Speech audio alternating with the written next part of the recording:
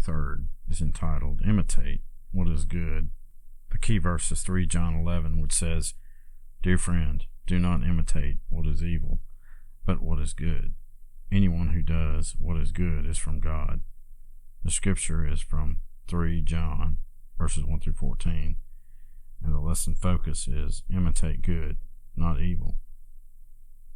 In the overview, it says that John had his pen out again to write to his dear friend Gaius.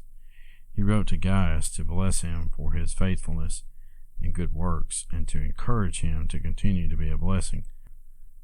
John did not want Gaius to be overwhelmed or influenced by the evil deeds of a self-centered man named Diotrephes, who was throwing people out of the church for welcoming and ministering to brothers who were visiting.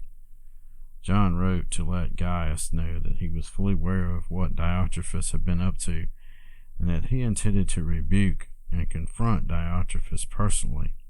On the other hand, John pointed to another brother, Demetrius, who was faithful and good. The strong message in this letter is one of both encouragement and caution. Imitate good and not evil. Now that is some practical advice. The introduction says, Whom and what do you imitate? Whom do you act like? Even the most powerful leaders and the most independent thinkers and doers, and all who claim to be self-made, have picked up ideas, behavior patterns, and attitudes from other people. Imitate is not a bad word. It is really quite simple. To imitate good is good. To imitate evil is bad. We are not having a discussion about a game here or some comedic impersonation. We are talking about following an example. It is about acting out what you learn from someone else. Be careful. You become like the one you imitate. The imitation of someone else can soon become the real you in action. Choose well. Choose good. In part 1 it says, Bless and be blessed, and the text is from 3 John verses 1 through 8, which says, The elder, to my dear friend Gaius, whom I love in truth. Dear friend, I pray that you may enjoy good health, and that all may go well with you, even as your soul is getting along well. It gave me great joy when some believers came and testified about your faithfulness to the truth, telling how you continue to walk in it. I have no greater joy than to hear that my children are walking in the truth. Dear friend, you are faithful in what you are doing for the brothers and sisters, even though they are strangers to you. They have told the church about your love. Please send them on their way in a manner that honors God. It was for the sake of the name that they went out, receiving no help from the pagans. We ought therefore to show hospitality to such people so that we may work together for the truth. A man named Gaius received a personal letter from John. The name Gaius appears several times in the New Testament.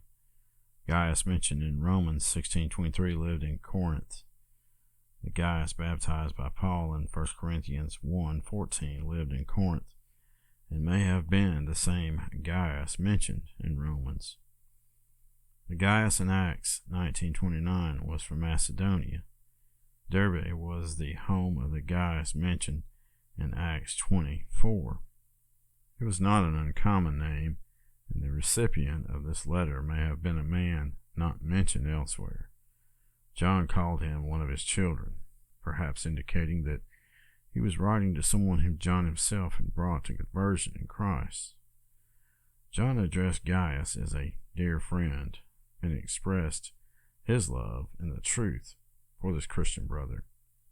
A genuine word of kindness and Christian affection is an easy and a great way to bless someone. John did not just call Gaius a friend and affirm his love for him. He also gave evidence of true friendship and his concern for the well-being of Gaius. John's prayer for Gaius was that he would have good health and that everything would go well with him. There are two aspects of this blessing that reflect genuine friendship. First, a wish becomes a prayer. The Greek word euchomai is a word translated prayer in this verse. The literal translation of this word is wish. The word, however, was commonly used and understood by Christians in the New Testament times to mean prayer or pray. The King James Version translates the modifying words above all things. In other words, John's paramount wish for his friend becomes his prayer. We need to understand that John was saying, "It is foremost in my mind when I think of you that I wish for you and find myself continually praying for you is for God to bless and provide for you physically and spiritually, and for everything in your life to go well because of his providence and grace at work in you." As a Christian, the good you wish for someone should become a prayer. The second aspect of this blessing that pictures for us true friendship is John's prayer that Gaius would prosper in every way. John said that he was praying that all may go well for Gaius. A true friend is thankful for every blessing God brings into your life. Some people are happy to see their friends get saved, but become jealous if God blesses their friends with prosperity in other areas of their lives. That is not true friendship, nor is it godly friendship. Christians should wish and pray for God's very best for their friends. A desire to see people prosper in God in every way is the beginning and the end of true friendship.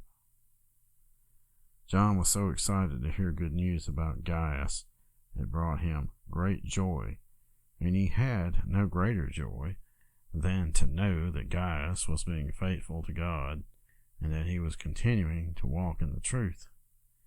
One of the ways Christians are blessed is in seeing their prayers answered. John's prayers for Gaius were being answered, and John was blessed with great joy as he heard reports of how God was working in and through Gaius.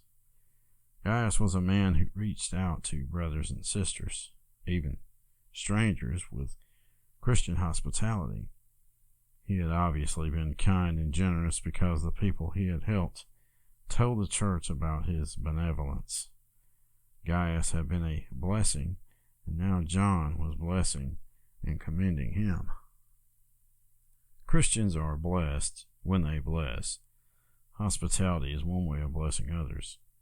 Hospitality is a concept far beyond just having people over for dinner. It is the posture and spirit of love and caring. All Christians and all churches should be hospitable. John said, showing hospitality so that we may work together for the truth. In part 2, it says, "Do not imitate evil," and the text is from 3 John verses 9 and 10, which says, "I wrote to the church, but Diotrephes, who loves to be first, will not welcome us. So when I come, I will call attention to what he is doing, spreading malicious nonsense about us. Not satisfied with that, he even refuses to welcome other believers. He also stops those who want to do so and puts them out of the church." There was a nemesis in the church, Diotrephes. Everything that Gaius was, Diotrephes was not. He was not faithful. He was not kind. In fact, he was trying to put a halt to Christian hospitality. He refused to welcome other believers, and it is for people like Gaius who did, Diotrephes put them out of the church. We know the root of the problem. Diotrephes loved to be first. Diotrephes was also gossiping by spreading malicious nonsense, and John himself was on his list.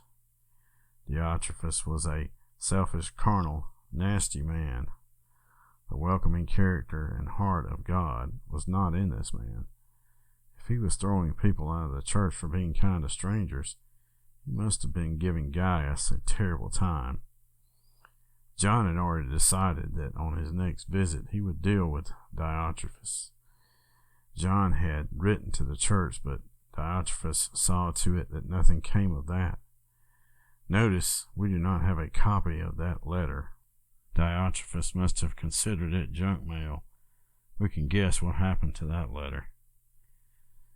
John had already let Gaius know that he was to continue the good things that he was doing.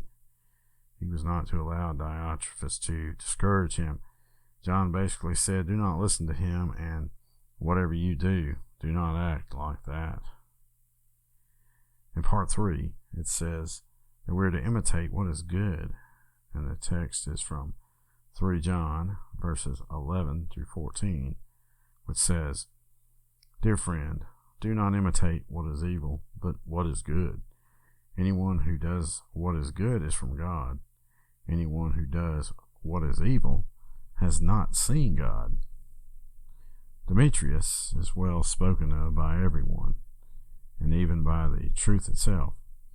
We also speak well of him, and you know that our testimony is true. I have much to write you, but I do not want to do so with pen and ink. I hope to see you soon, and we will talk face to face. Peace to you.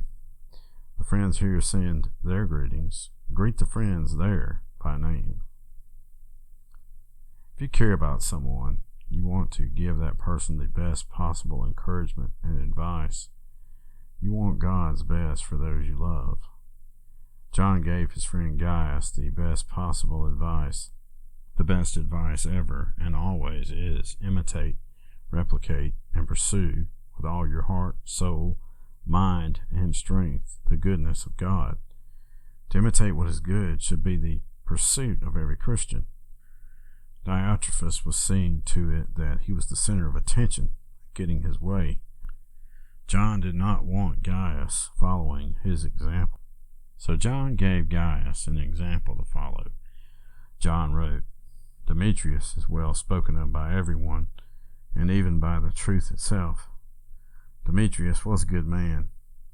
When people talked about him, they all had something good to say. John himself had something good to say about Demetrius in his testimony, and the testimony of others would cause Gaius to affirm in his own heart and mind what he knew to be true. Here was a man to watch.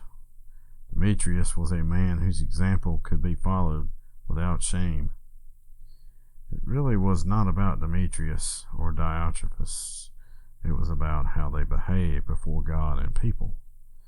A person is known by his or her deeds. Twice John used the phrase, anyone who does. What a person does, his or her deeds, tells about his or her relationship with God. A person who imitates God must have a relationship with God. A person who imitates the devil is certainly not a friend of God. John said that those who are evil have not seen God. John's prayers and concern for Gaius and how he might be influenced by others prompted him to say, Dear friend, do not imitate what is evil, but what is good. All Christians would do well to follow this advice. Demetrius, not Diotrephes, is the clear message of John. Like the Apostle Paul, John wanted his children in the faith to follow someone who followed God. Remember, Demetrius, not Diotrephes. Follow God and not Satan.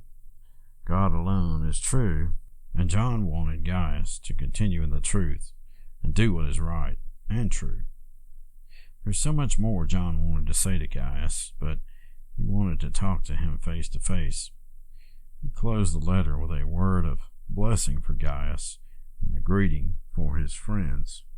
In today's life application, it says, list a dozen people you know or know of who would be worth imitating, and list beside their names what they have taught you that is worth imitating.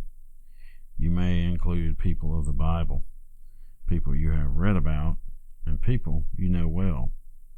List the behavior patterns and attitudes you want to avoid and why.